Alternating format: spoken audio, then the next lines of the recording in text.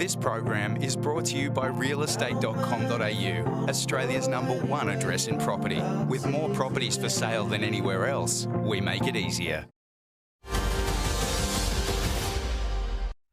Thanks for being with us here on Business Now. Let's check out the weekend housing markets. Nationally, the clearance rate was 51.3% from 1,080 auctions held. Now in Sydney, there were 354 auctions there. The clearance rate 48.9%, plus an extra 1,162 private sales. In Melbourne, there were 364 auctions. The clearance rate 59.1%, plus another 1,081 properties sold privately. In Brisbane, the clearance rate was just 42% from 81 auctions, but another 1,082 properties were sold privately. In Adelaide, 59 auctions. The clearance rate 64.4%, 275 homes sold privately. And finally, in Canberra, with 41 auctions, a clearance rate of 46.3%, plus 85 private sales. Let's bring in here Eleanor Creagh from REA Group. And Eleanor, look, the reaction to rate rises so far, to my observation at least, I know the clearance rates have dropped off, as we've just said, but it seems pretty calm out there. Yeah, look, I mean, it was certainly a quieter week for auction volumes, but actually clearance rates ticked up a little bit last week, even though we've just had that third consecutive outsized rate hike. And we may be reaching a little bit of a point where vendors have kind of reset their price expectations. There are potentially a few more properties clearing at auction now. And I guess buyers, even though there is some uncertainty around where future borrowing costs are going to be, and they know that borrowing costs are on the rise, so their borrowing capacities are going to be further constrained.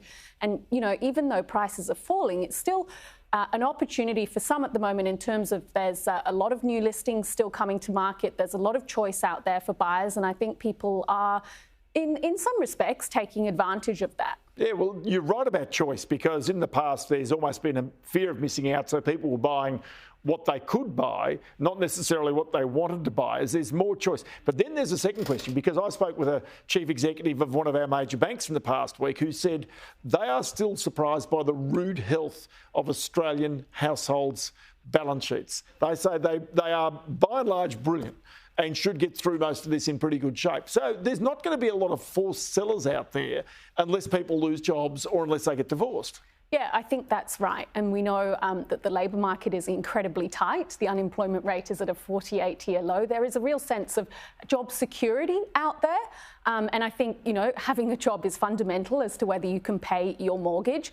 So that's exactly right in terms of what we're expecting with this housing market correction is a much more orderly kind of revaluation via the process of that interest rates are rising, borrowing capacities are declining, and people's budgets are shrinking, so to speak, rather than that kind of disorderly scenario whereby there's forced selling. And I think we can't forget that a lot of people are still sitting on an exceptional value of home equity accumulated throughout the pandemic.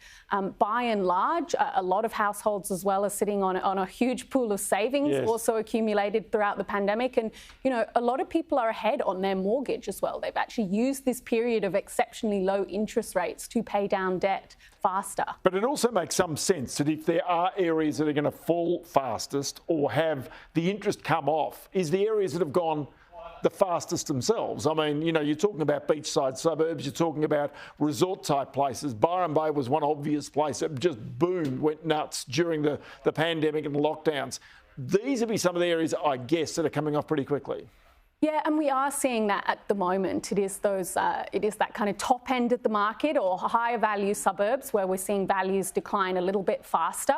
And that is very much the suburbs that led the growth upswing. So it's suburbs within the northern beaches, the eastern suburbs. You know, I'm talking places like Manly, Collaroy, Palm Beach, Clontarf, Seaforth, so Bronte, that's around Sydney. So what about in Victoria, say? In Victoria, we're also seeing its places, suburbs within the Mornington Peninsula. So we know that the Mornington Peninsula was incredibly popular throughout the onset of the pandemic as that remote working trends boomed. And that's also kind of translating the same themes through to the Central Coast, places like the Entrance, Bateau Bay and the likes, also seeing values decline.